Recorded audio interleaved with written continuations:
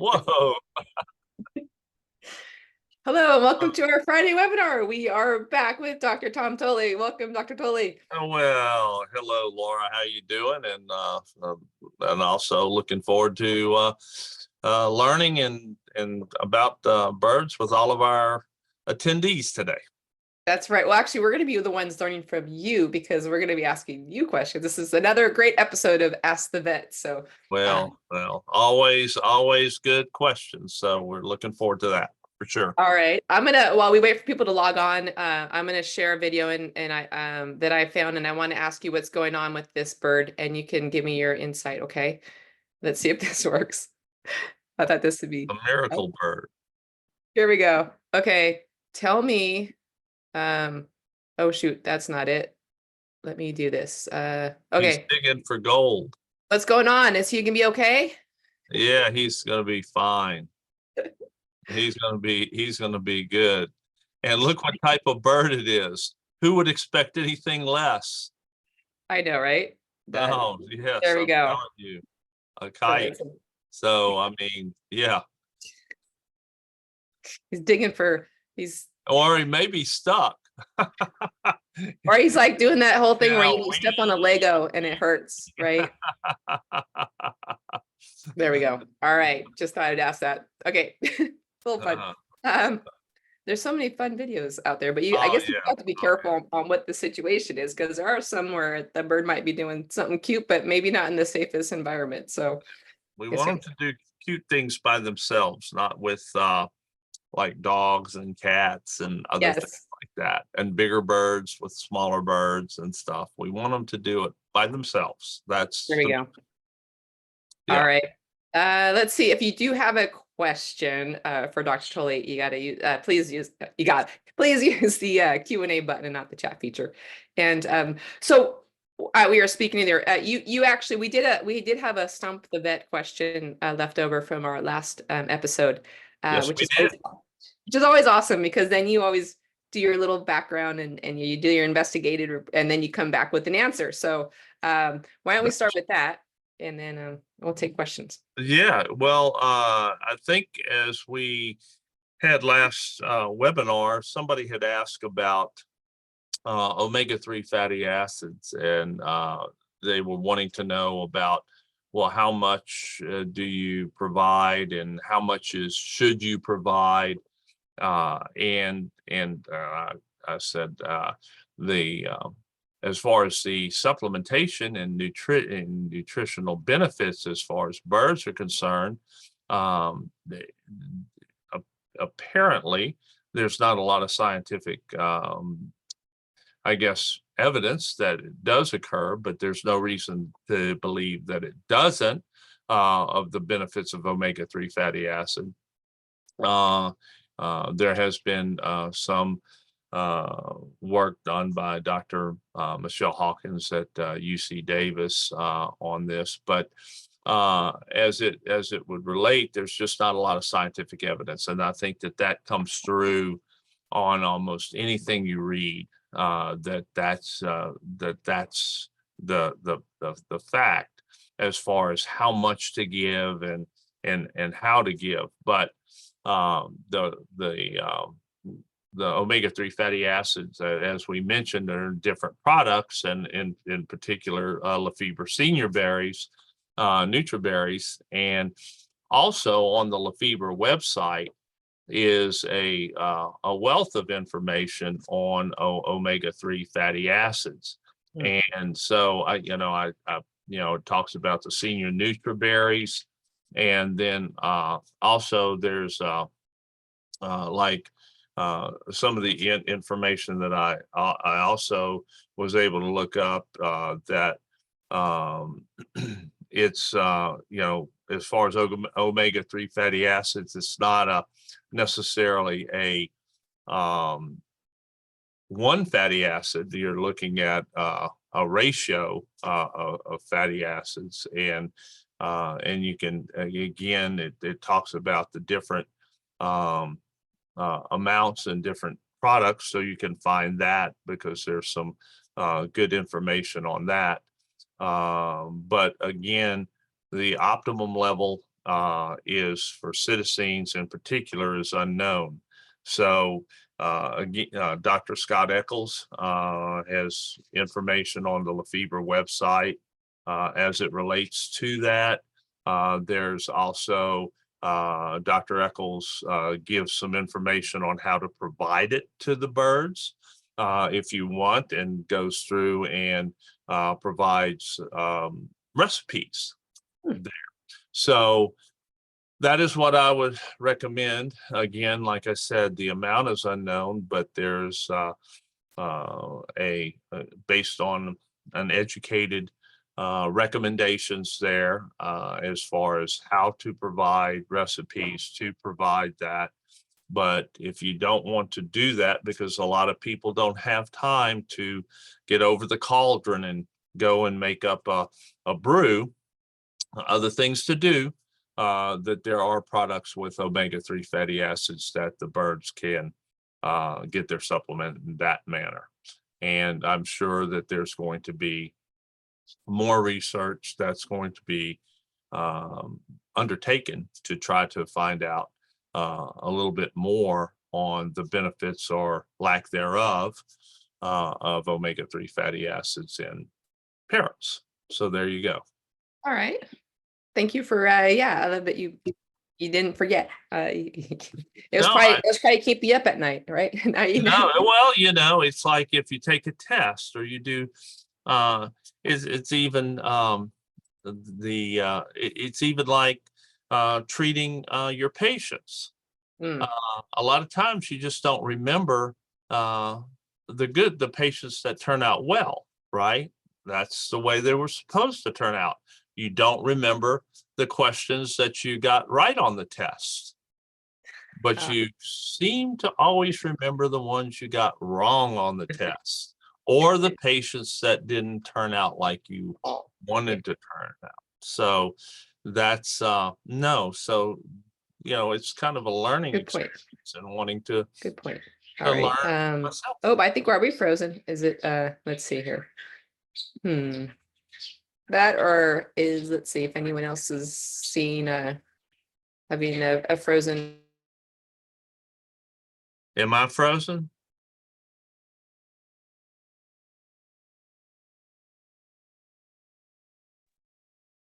We appear to have lost Laura. So well, do you want to talk about the Clostridium that we discussed?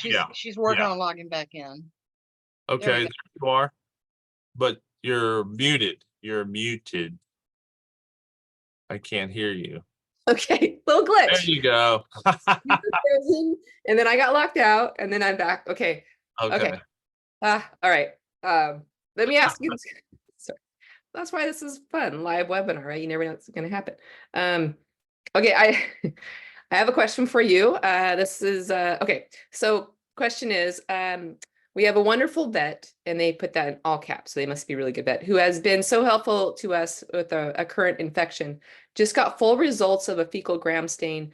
We're dealing with a 3.5-year-old male cockatiel, and the feces were very smelly. They were told that Clostridium was all over his body, and he is currently taking antibiotics for 10 days with a retest at 14 days. So only a gram stain. Just want to explain, can you explain, if possible, of what a gram stain meant? It says number one, fecal gram stain was, I'm gonna read it out, POS 400/HPF, which is 15% rods, 85% COSI with 20/HPF colostrum, no gram neg, no yeast, no blood cells. Interpretation, I guess, is clostridial enteritis. Okay. Killed some words there, so please forgive me, but if you can explain. Oh, you did extremely well.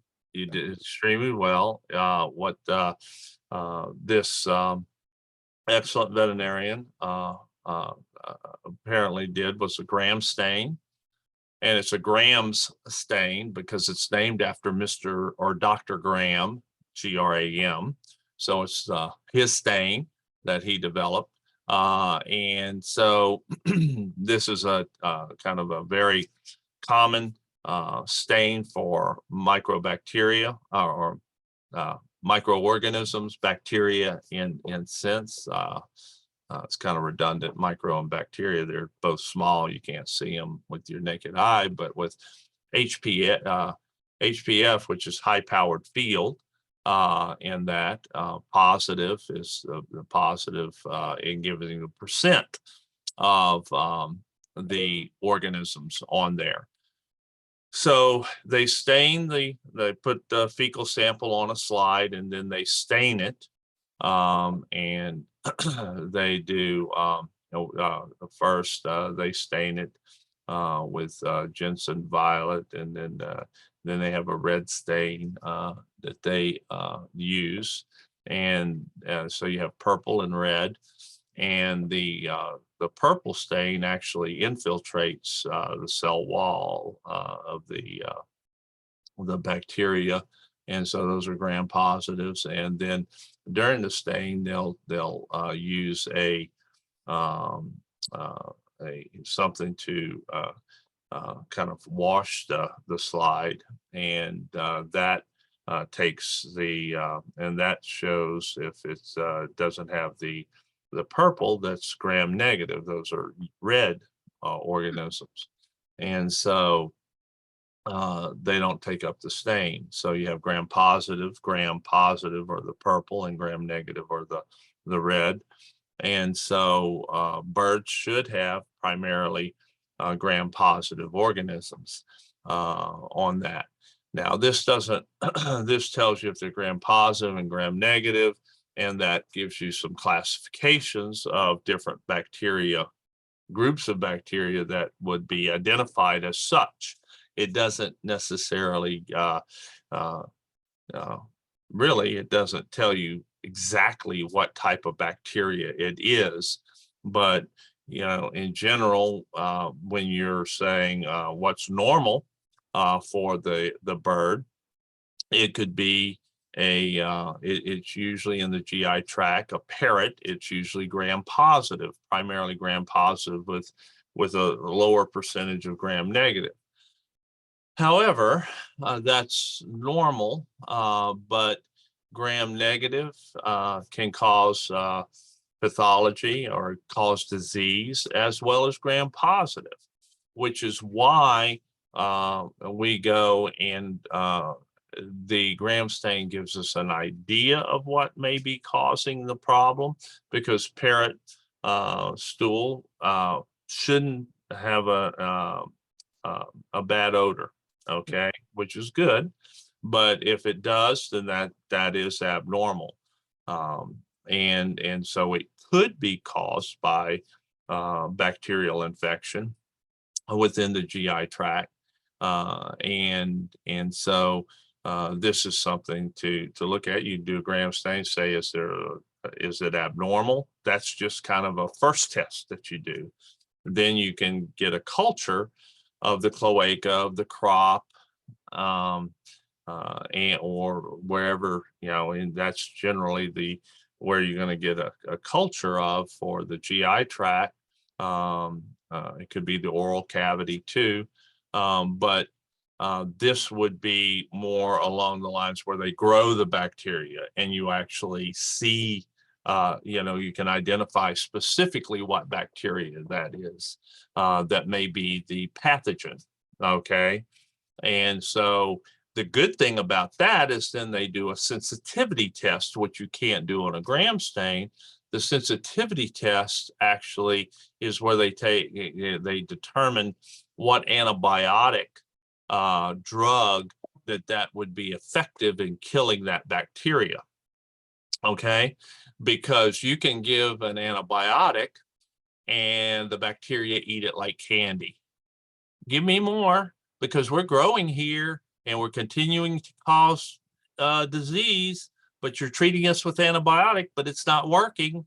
And so that's when you say, if you don't have that identification of the bacteria, you try to, sometimes it takes 4 or 5 days before you get the results on that culture and sensitivity, maybe longer.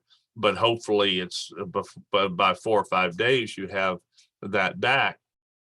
That you need to treat it. You're not going to say, well, we're not going to treat it until we get the culture back, so we can see exactly what, because during those 4 or 5 days the bird is going what, it's getting worse. So you want to try to treat it with something that you feel will be effective for whatever the clinical process or what the bird is suffering from. Now hopefully what you determined was the antibiotic that would be effective is verified. Boom, it is effective. But if it isn't, the bird may be not getting any better. It may be getting a little bit better, or it may be getting worse. Then you can see what's going to be effective or the bacteria's actually effective in treating it with, and you can switch if the one that you originally thought was effective was not. So that's where the culture and sensitivity come in. Now we have progressed at this point over the last few years with of course all of the DNA and all of the molecular biology that's currently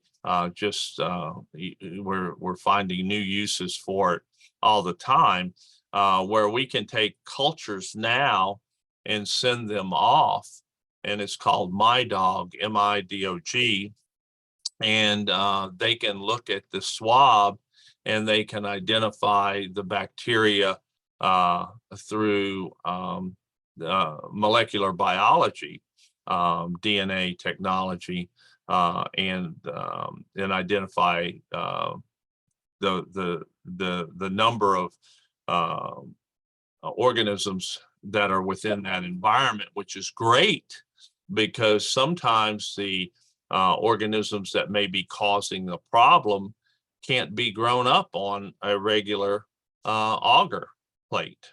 So this is an advancement that is going to be very helpful in identifying possible pathogens, bacteria that are causing diseases in birds. So this is going to be helpful. But the gram stain is helpful. Possibly they can identify the bacteria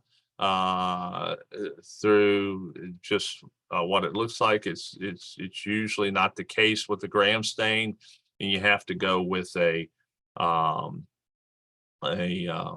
culture and sensitivity.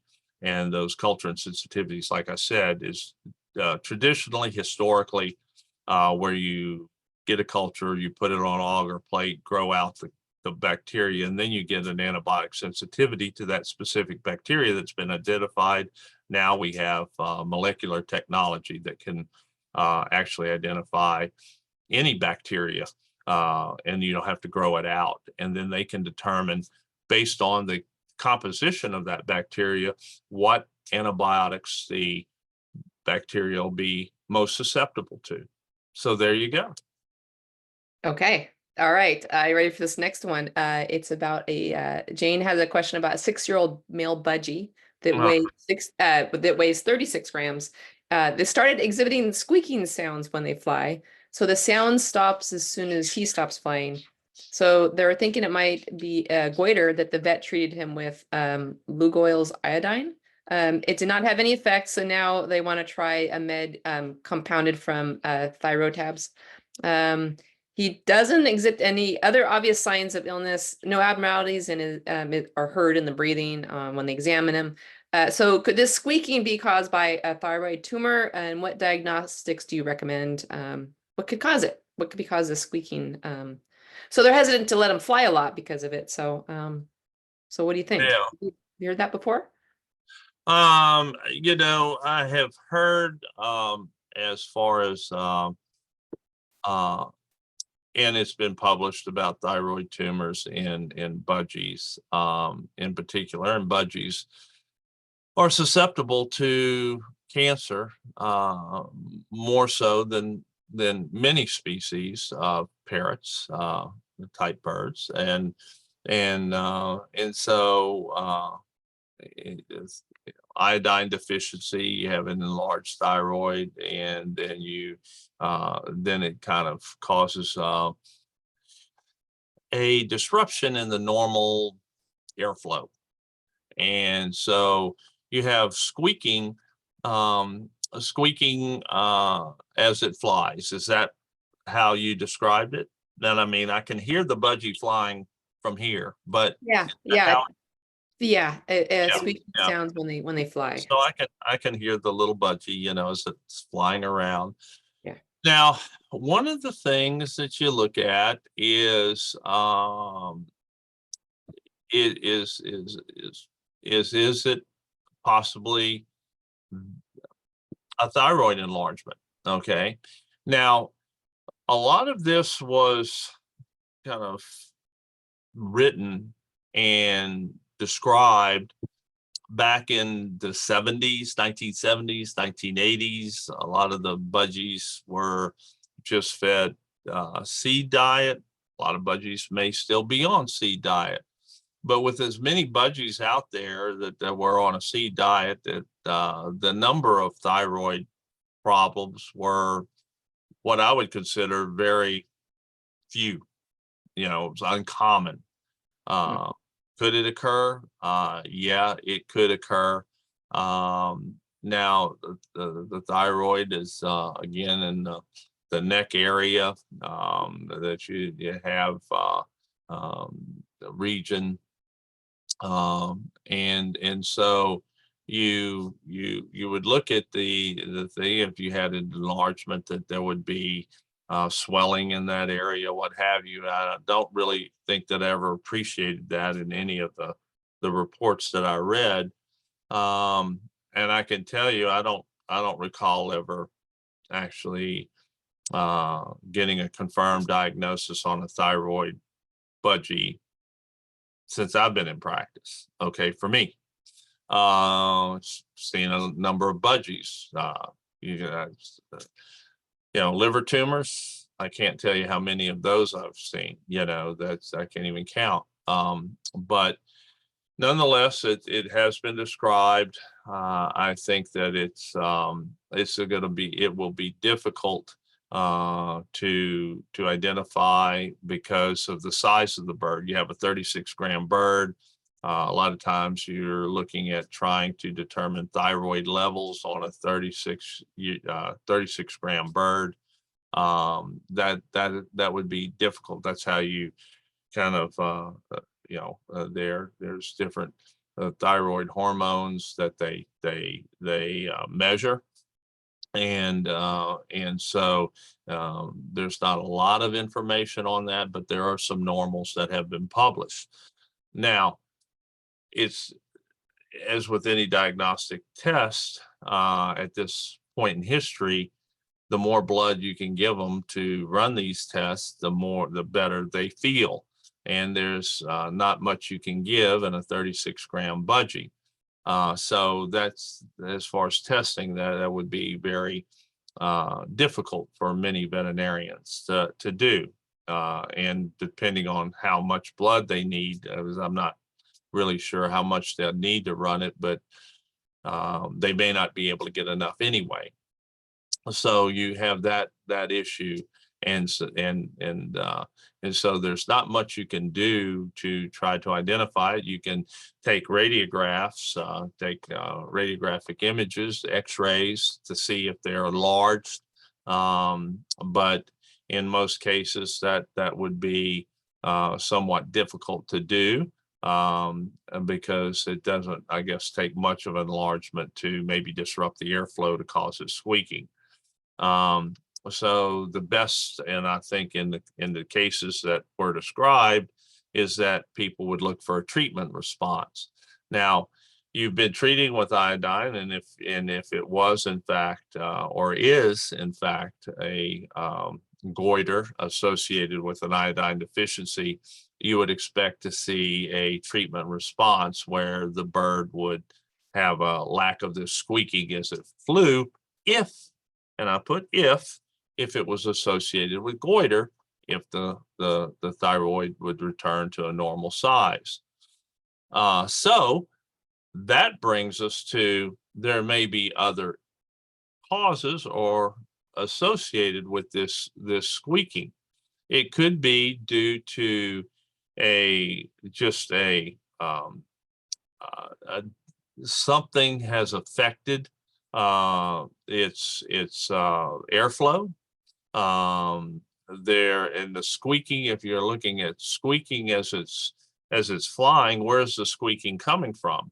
The squeaking and vocalization of birds is usually occurs at where the trachea, the windpipe, goes down into the body, and it separates to the right side and the left side. Say the right lung and the left lung. And right at that separation is where they have the syrinx. And the syrinx is the voice box. And so that's birds vocalize from their vocal cords, if you will, are at the base of their trachea. And so if anything would have disrupted, or there was anything down there, you say, well, it could have inhaled a seed hull or something like that may do it. If there was some it overexerted itself, that may have caused some kind of change in its just respiratory pattern due to air sac or something like that, just something subtle. So it could just be a change, and I use this kind of loosely, damage, if it injured itself in the air sac system or the respiratory system, to cause that to occur. And then there's also the possibility that it squeaks as it flies because it's making noise as it flies, because it's just vocalizing, and it's not anything problematic. It's just the bird, when it flies, is going squeak, squeak, squeak, squeak, squeak, squeak, squeak, squeak, so if nothing else is wrong with the bird, so that's something. So you can look, like I mentioned, if it is goiter, then it's going to be difficult to identify. Possibly radiographs would be, or x-rays would be your best bet to look for it. I don't, as far as thyroid levels on a 36-gram bird, it's going to be difficult, I think, to get enough blood to actually run those tests, but that would be something to look into if that was a concern. But you would look for treatment response if you were giving it the proper treatment. It appears your veterinarian has looked at the information for goiter, to figure, get the dose and everything. And then the other possibilities is that it's just kind of a disruption in the airflow due to possibly an injury of some sort or something like that if it's flying around. And it's just kind of changed the dynamics as it relates to the air flowing over the syrinx.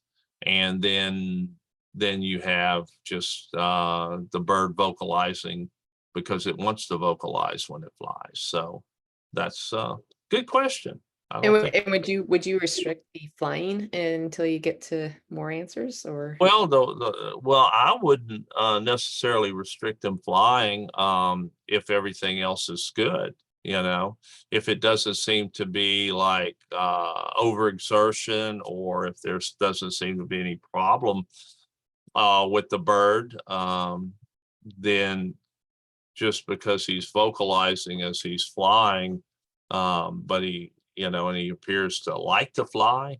If he doesn't want to fly, then I wouldn't just go out and make him. If he doesn't feel, or her, make them fly just for flying's sake. Mm-hmm. But if everything is within somewhat a normal, there's no other issues with it, then that would I would say restricting him would be a bad, I said I wouldn't see any reason to restrict them, I guess. Okay. All right. We have a question from Barbara. 42-year-old male Moluccan cockatoo started picking chests this week. So they've had him for 12 years and he's never plucked. His previous owner smoked and his poop smells slightly. He also seems to grab his leg in discomfort. So they have a vet appointment on Monday. Any recommendations besides the fecal for Giardia or regular blood work? No change in the diet, room, or cage, except his neighbor started having issues. The other two near him is fine. So wow, 42-year-old male Moluccan cockatoo that started picking his chest this week, and they're taking him in on Monday. What do you recommend? Well, first of all, I want to put it in perspective as far as behavioral concerns go and behavioral presentations for birds are concerned. This is one of the most challenging presentations that for me, okay, and for many veterinarians, because it's like, you know, for a bacterial infection, you treat. For viral infection, we know what it is. For a fracture, we can repair it. For a laceration or wound, we know what we're doing here. And for behavior, that's a whole different story. And so this is something that's just like, I'm doing it because I want to do it and you can't make me stop. Okay. And so what's the underlying cause? Okay. That's always what we're trying to get at. What's the underlying cause? And that's anytime somebody brings in a patient, that is my first thought. What is causing this problem? Whether it's feather picking or whether it's lameness, it's not using its leg, whether it's not eating, what is causing it? Because only when you find out what's causing it can you effectively treat it. Otherwise, it's like a prolapsed cloaca. Okay, if you don't find out what the underlying cause is, you can put a purse string suture, you can shove that cloaca back in there, put a purse string suture in, and that cloaca is not coming out. But you're not solving the problem if you remove the purse string, and there it is. So for behavior issues, feather destructive behavior, and I like that term because there's feather destructive behavior. And like I said, when a bird is plucking feathers out, that's feather picking to me. So it's not like, well, you can only use one term. Oh, this is the new term.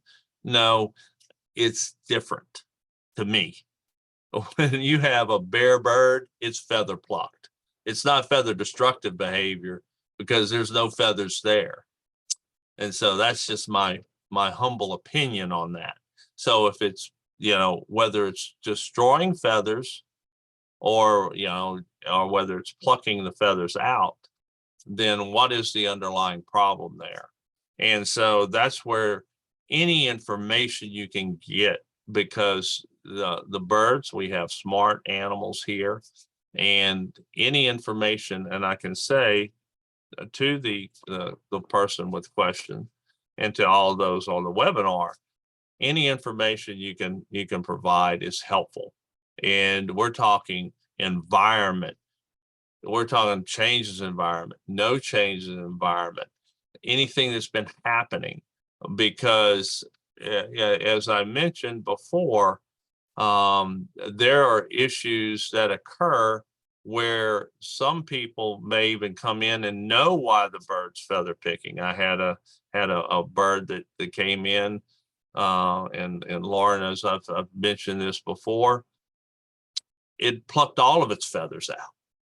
It was like a yellow, it was like a yellow collar macaw, severe macaw. Plucked all, it looked like a Thanksgiving turkey. Okay, all the feathers gone except the head feathers. I said, well, we got to get down to it. And the owner said, I know what did it, Dr. Tully. I said, well, we just got a new dog and yesterday, and it plucked all its feathers out last night. Plucked all of its feathers out in one night. And but they didn't tell me that. But they first told me that they had they had an infant. They brought an infant home 6 months before, and the bird plucked its feathers out. And then the feathers came back in after the bird got used to their new baby. And then they brought a dog home. And then, so just something like that, nobody asked a bird if he wanted a baby in the house. So that's how it responded. And then a dog said, well, I just got used to the baby. Now you bring home a dog, there goes the feathers. So, kind of focal feather picking. We've done some research, talked to Dr. Susan Oroz about this, and we found that with some of the skin testing, because we were, hypersensitivity, I think that can be a possibility of feather destructive behavior, or plucking the feathers, or even possibly going into self-mutilation, where the bird just pulls out muscle, and causes big wounds on the chest. And so it's just not like, well, birds aren't the only animals that do this. There's other animals, including humans, that have self-destructive behavior. But because I don't want to, well, birds are the only ones that, it has this behavior. No, it's not, it's other animals do too. And like I said, including humans. So we have to try to find out. And I've mentioned a couple of different aspects. We have behavioral, but any information that you could provide, like I said, environment, in nutrition is helpful. And then we look at to try to see if there's any type of underlying medical reason that's causing the bird. That's when you have the examination, and you said other than routine. Well, it's routine based on, this is a behavioral issue, pulling feathers out. It's routine for, that's a workup. And this takes time, getting all of this information to try to determine what may be the underlying cause of this problem. And then if it's a medical condition that's causing it, then we can treat it. And once we treat the medical condition, hopefully we can resolve it. Once it's resolved, then the bird, whoop, there you go, stops feather picking, stops feather destructive behavior. So that's what I'm hoping for in your case, that they can identify it in that means. But if everything checks out medically, then what you're looking at is the possibility, and the distinct possibility of behavior issues. And then that is where you look at behavior modification, trying to work into that area to hopefully find out maybe what's causing it, what's not causing it, based on the environment and interaction with the bird. And that's why they have behavior specialists to try to work with that. And I can tell you, for me, and when we have difficult cases where we have feather destructive behavior or feather picking, that I am very quick after determining what the treatment that I'm would like to see, kind of first line of treatment. If that doesn't work, I'm very quick to seek the help of a specialist, a veterinary behavior specialist, or somebody who is very much recognized as a parrot behaviorist in that manner, to get there and have you work with their expertise if it's outside of a medical issue that can be treated. disease condition, because parrots will be, kind of focal. And then, as mentioned in some of the research that we did and found, and with Dr. Oro's finding, that the pectoral area is highly innervated, and it's and really, if there is an irritation or what have you, or inflammation or something kind of affecting the bird, that is an area that would be more sensitive than other parts of the body. So you think, well, the bird's picking there because it's the easiest place to get to, but it may be because it's the most recognized by the bird, due to whatever may be going on. And when we talk about hypersensitivity, I mentioned hypersensitivity reactions where you have food allergies or something like that in other people, other animals. Of course, you're familiar with people who go out and have skin testing. Oh, I'm allergic to dust. I'm allergic to grass. I'm allergic to pollen. I'm doing, and you have all these things. Well, we looked and why are birds, would birds be different? Oh, birds, they're different. They don't get hypersensitivity reactions. They're special. And I don't believe that's the case. And pathologists have backed that up with what they've seen on skin testing, or different aspects, and birds have had reactions, vaccine reactions, things like that. So we do know birds have hypersensitivity reaction, and it is possible that it may be due to something within their environment, and including nutrition. So we look at the aspects of that also, and maybe doing things that we can change to see if that has an effect also, if there's no medical reason. But these are very complicated cases, and there's many factors that can cause the birds to have feather destructive behavior or feather pick. And it can be very frustrating. It can be very frustrating for you as a bird owner, and I can guarantee you it is very frustrating for the doctor on the case. But I look at it as quite a challenge, and then utilize my expertise, and your veterinarian is doing the same thing, and within the realm that I can, and provide more information on top of that if it needs to go to a veterinary behavioral specialist, or an avian behavior specialist. So you have that information to provide to help them determine what the best means forward is for the case. Okay, I actually have a question, and it kind of piggybacks onto that, and it's from Sandy about a self-mutilating male cockatoo that started falling off its perch. They don't know the age. They've had him for 10 years. His left leg may have gone numb. He would appear fine sitting on his perch, and then just fell. A few times he seemed slightly dazed after falling. Other times he's climbed back up on the perch. So originally he was wearing a collar, but he fell on his back in the cage and couldn't get up, and the collar was taken off. So a couple of days later, he was on his back again. They put padding to the bottom of the cage. Sometimes he loses his balance, and other times he falls. Could it be a seizure? Is it damage from mutilating? The rest of the day, night, he seems fine. So, and he was vet checked, they say so. Mm-hmm. Yeah.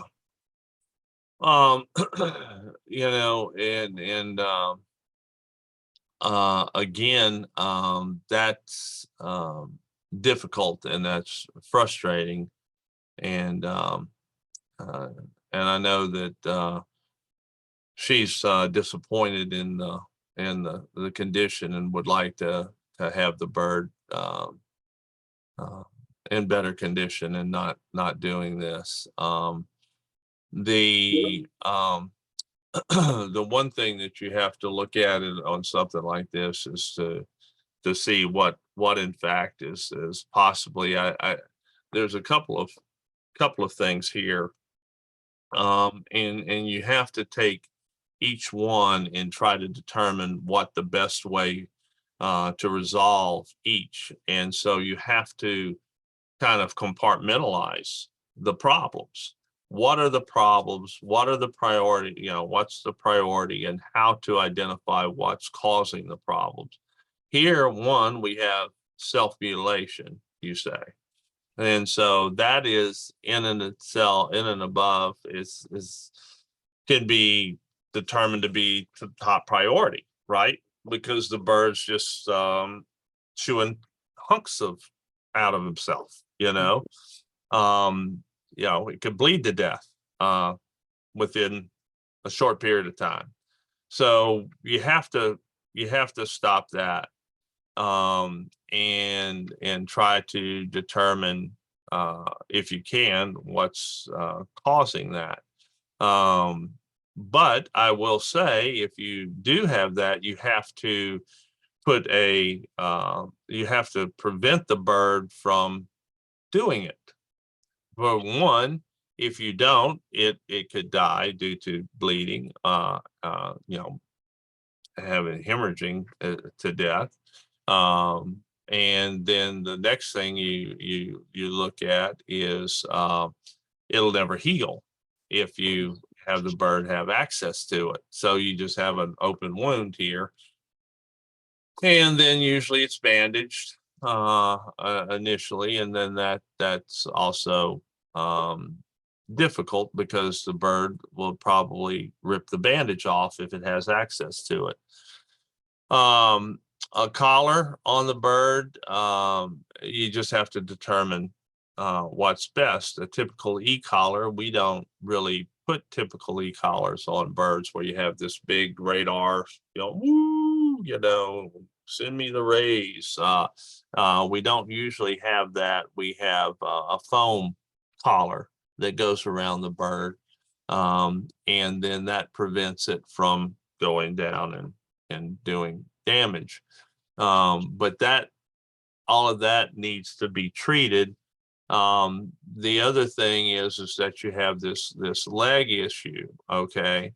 Now the question is on this leg issue, needs to try to determine what's why the bird is doing this. And I would say that again, that this needs to be kind of examined, because there could be some type of a fracture that you can't feel if there's not x-rays that have been taken. That there can be soft tissue injury, which is all where you have the muscle or the swelling around the joints. There could be that could be picked up on the x-ray. Tissue, if it is swollen or not, can be picked up on x-rays when you compare it to the other leg. And so there can be nerve damage on the leg when that kind of affects the bird on that. So and there can be some behavior issues if the bird, I don't know if did she say it's lame or limping or anything like that? Or is it just falling off the perch? Falling off the perch, and yeah, it just sounds like just falling off the perch, losing balance and falling. Yeah. And so that's where you'd want to look at the that's where you do the diagnostic test, see what's going on inside, and that would be the blood test, and so you just have to see, because as you can, it's difficult for many presentations for me to make any diagnosis as it is for anybody to make a diagnosis, just looking at the animal on the outside. Yeah, I agree with you. It's falling off the perch, but why? It's losing its balance. Why is it losing its balance? Is it something Is it an infection? Is it some type of imbalance as far as some of the biochemistry is concerned, levels are concerned? And then that's when you also look at the radiographs,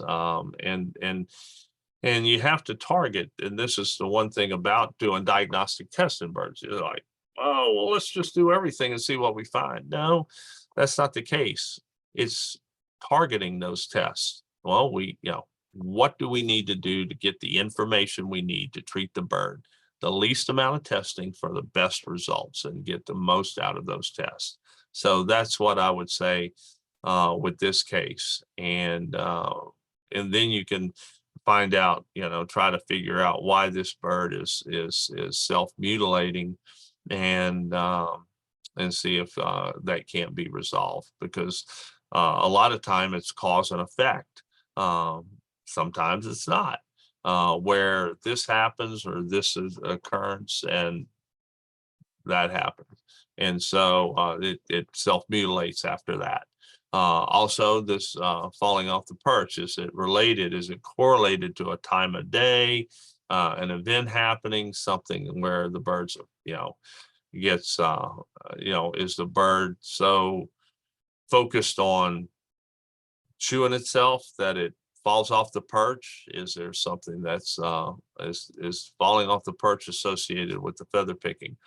And so I say this because these aren't simple cases. It's not like, well, what do you do if you have to, toe gets cut? How do you, suture that up? No. And these are great questions. And I can tell you our webinar attendees are always spectacular and giving great questions. But these are difficult cases, and in many instances, in trying to understand what the underlying issues are as we face it medically, I think is important. That it's just not like, oh, it's falling off the perch. Well, I've got the medication for that, the perch falling off medication. I wish I did. that would be great. But no. So that's what you're kind of faced with going forward. And any of those situation, possibilities exist on why it's falling off the perch. But if it is self-mutilating, it does need to have a collar on of some sort, one that it adapts to. And also, if you have birds that are that are falling off the perch, or possible special needs birds, or they're not quite they're not quite normal as far as their ambulation or getting around. Always, I know you put some padding on the bottom of the cage, but always consider modifying the cage so if it does fall or is prone to it, that it doesn't have a long way to fall, that you don't have it in a 6-foot cage when it should really be in a 2-foot cage, in a smaller cage, at least until you get the situation where the bird is more stable and not doing this and can identify it. So always consider that with some of those. And if you have a bird with an amputated leg, or not so much with an amputated wing, or you have a bird with leg issues or whatever, just try to modify the environment so they can get around really well. We're fortunate that we can do that with parrots, and that they can get around and do well with one leg. One leg. Yeah. Okay. All right. Here we go. We got a question from Linda about a male eclectus. It keeps getting bacteria and yeast per the gram strains. Some of the bacteria are gram negative and some are anaerobic plus yeast. Any idea what the cause could be on these bacterial infections? The question is that you can have different bacterial flora as it relates. You can even have a few Candida. It's usually Candida albicans is the yeast that they talk about that's within the bird's GI tract, and in a few, you're going to have bacteria within the GI tract. The issue is that, and you can have a few Candida organisms on a high power field, HPF, right? But the question is there problems with this eclectus? So is that the assumption that just because they're taking these gram stains and doing this, is that in fact a problem? Because it may not be. That may be just kind of a normal flora for this eclectus. But if it is regurgitating, if it's it has diarrhea, smelly stool, what have you, then that is that may be why gram stain was taken. If it was taken just for a physical exam, annual check, and it's doing well otherwise, if it's doing well, then that's great. No worries on that. But if there is a problem, then that would possibly be identified on a gram stain. But the only problem with Mr. Graham's stain is that it's in most cases you can identify the bacteria through the gram stain. Or what you cannot do is say this bacteria, even if you identify it, is sensitive to this antibiotic. So first of all, is it a problem? If it's a problem, then you need to identify what the bacteria is. Of course, you can treat and hope for a treatment response. Whether sometimes if we get to that point and the owners don't want to do a culture and sensitivity because they can be somewhat expensive. And some people will say, well, they're more than somewhat expensive, but let's just say in the 180 to 250 range. And then you have but the gram stain doesn't give you the antibiotic sensitivity, which is important if you're not getting a response. Because as I mentioned, you can be given the antibiotic, but if the bacteria is not sensitive to it and you haven't identified it, possibly that's why you still are getting it, because whatever you're treating it with isn't being effective. And so that would be needed if there is a problem associated with it. As it is, if there isn't a problem, then that may be somewhat the normal flora of the bird, and you're then just go with that. Okay. Let's see. I got to announce today's winner of our giveaway. And what are we giving away? We are giving away some Sunny Orchard Nutriberries, I believe. And that is going out to John Mardoyan. Hopefully I said that right. John, congratulations. Hope that makes you and your birds day, weekend. Also another Lafeber product of your bird's choosing. Yeah, so man, we had some interesting questions. I know some of the more frustrating things, like you mentioned, with the feather plucking and picking. Those are just seems to be like, and you mentioned that's also something that seems to frustrate a lot of vets. You feel their pain is what I take away. There's no doubt about it. I mean, like I said, it's very challenging. And I always like to make sure that the owners know when they come in what the expectations are as far as the issue at hand, whatever the presenting complaint is, what the expectations are of what we're looking at to try to resolve it, so that we all are on the same page. I think that's extremely important.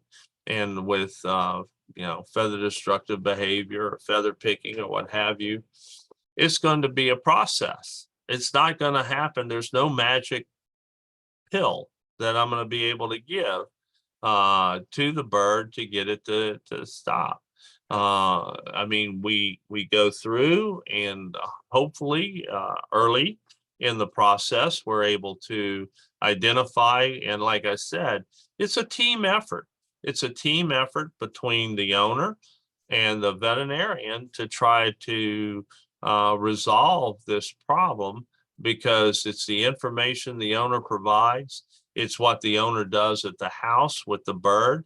And it's what the you know, trying to implement those recommendations by the veterinarian, the doctor, to try to overcome the problem. So, any single individual in that team can't do it alone. It has to be a concerted effort by both parties to overcome those difficult problems, and that they don't look for a resolution overnight.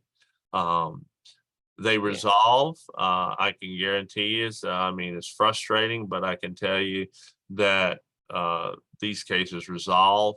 But just be, you know, it's the preparation and understanding of going forward that helps me, and then I hope it helps the owners that I work on their patients, and the veterinarians that work on the webinar attendees.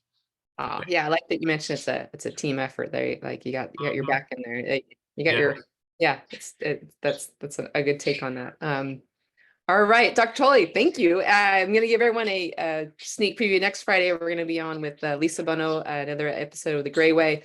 And what is Lisa going to? Lisa is going to be giving us tips for designing a bird room for maximum enrichment. So I don't know if you've been on before with us with Lisa. I mean, her bird rooms are like next level. So if I could just capture a smidgen of what she's able to create, that would be a benefit to my birds. So oh, there you go.